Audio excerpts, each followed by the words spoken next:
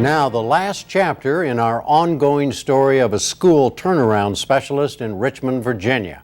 Again, the NewsHour's special correspondent for education, John Merrow, reports. 1 year ago, Parke Land became the new principal at Boushall Middle School in Richmond, Virginia. Good morning. Good morning.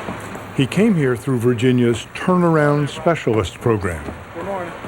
The latest, hottest idea in education, it recruits successful principals from high-achieving schools and reassigns them to schools stuck at the bottom. Because of its poor academic record, Boushall was on Virginia's warning list of failing schools. You're my first group of students that I get to give a chance to ask me some questions if you have any questions. Boushall's students had already heard that their new principal had a special title. What is a turnover teacher? She said, what's a turnover teacher? Actually, my title is a turnaround specialist, but all I am is a principal. What kind of training do you have to go through to become a turnaround specialist? I had to go to about 2 weeks of classes on all kinds of different things, like how to set goals and objectives for staff, how to work through problems, those kinds of things. Yeah. How long do you plan on working as a principal? I plan on working as a principal for at least 3 more years, and I hope to be longer than that. My commitment is 3 years, and I tell everybody that. But by the beginning of this school year, Parke Land was no longer Boushall's principal. You know, there's just this pervasive sadness about leaving. He'd been reassigned to this Richmond high school. It was out of the blue. I never thought that would happen. I really did expect to be here for 3 years.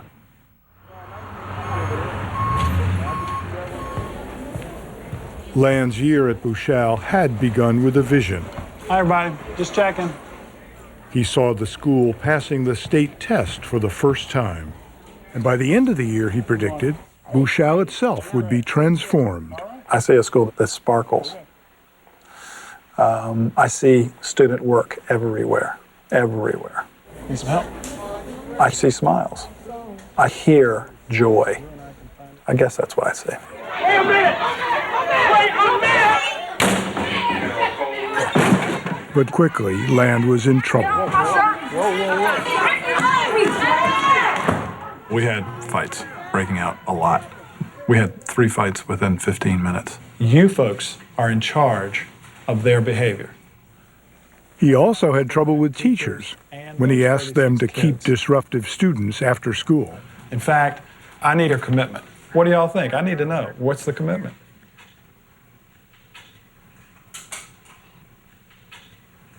Okay. Hurry up, Miss Carter. But most teachers did volunteer to monitor hallways during the day, and by mid-year, it was paying off. We've reduced the fighting, not to the point where anybody feels that we're successful. The tendencies are there.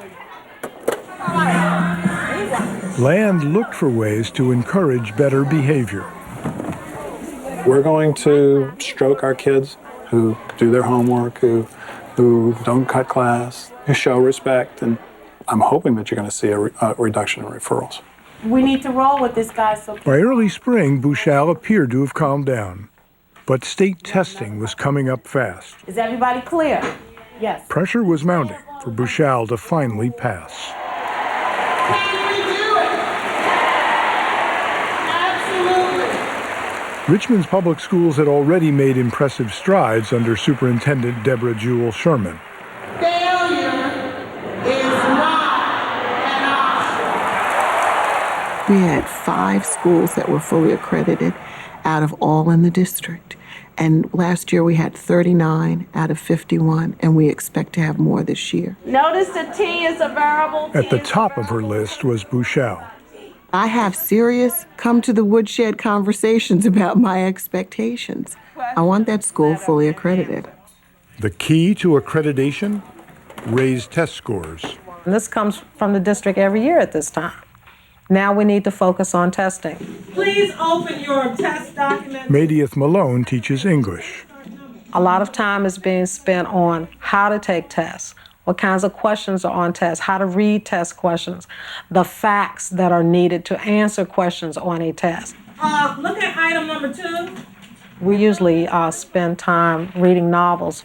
I would love to do that. Once we get the testing going, then we'll take care of all of But now I need to spend my time focused on the bare necessities, those absolute things that I know will be tested. The next couple of days, we will be doing the diagnostic test for the entire SOL. Test prep had also taken over Lois Smith's math class. The goal is that they've got to pass the test. Some of the kids aren't going to learn all of the concepts, but if they have some of the strategies, they still can pass. I can't go along with that. No, I can't support that. The goal for all of our schools, and I guess it's the goal for schools across the country, is to pass standardized tests. But the goal of educators is to prepare children to become responsible, contributing adults. My vision is that there's so much more. There's so much more to these kids that needs to be developed. But, the educational world is one that says, show me academic test scores. That's life now. So that's the way it's going to be. Yeah, Boushall, make some noise! Y'all ready for the SOS? Yeah. Before testing started, Boushall held a pep rally. Give it up for the principal, y'all!